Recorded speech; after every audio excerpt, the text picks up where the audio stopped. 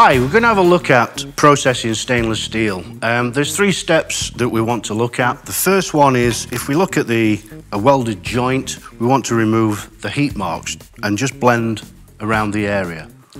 The second part of the process, we'll look at actually taking the weld down level with the parent material. Then what we'll do is grain the two sides so we see a nice sharp joint. But of course the weld is now invisible. So let's have a look at the first step of removing the heat marks. Okay, the first products I'm going to look at is this nylon web unitized wheel. An important part of fitting this to the machine is we have a maximum speed and we have an optimum speed. And it's important to try and achieve around the optimum speed. This will give the best lifetime and surface finish on the stainless steel without generating heat. So I'm using a variable speed grinder.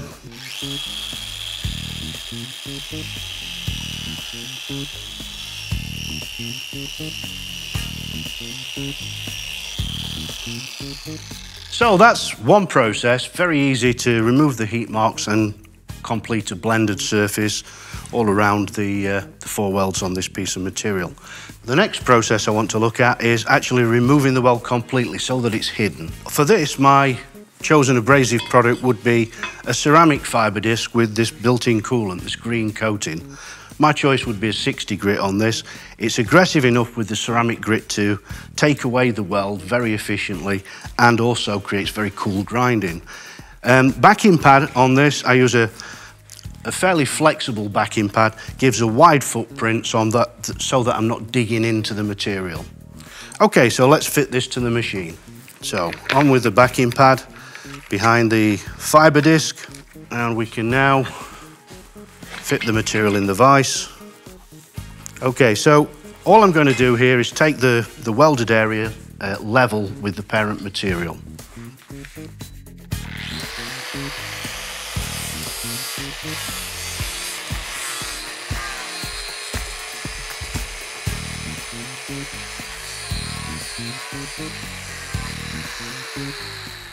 So we can see from the results here, the ceramic fibre disc takes the weld away very efficiently. So the next thing I'm going to do is mask this jointed area off and then regrain along one side. So for this we use a steel foil, and now I'm going to use a different tool now for the graining. So here we have a polishing machine. On this I've got a coated abrasive belt. Again, I'm working with a 60 grit. It's on an inflatable drum. That allows for quite soft finishing. I don't want aggression here. I'm only just really conditioning the surface. So let's have a look at the results here.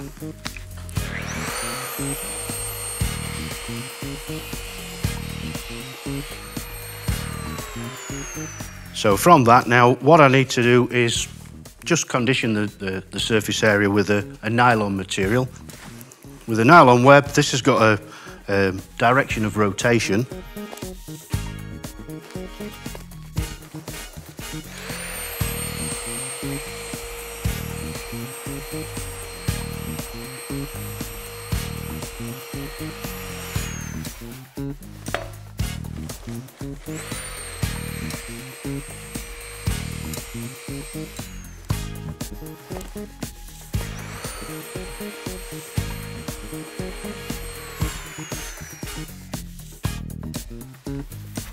Okay, there we go.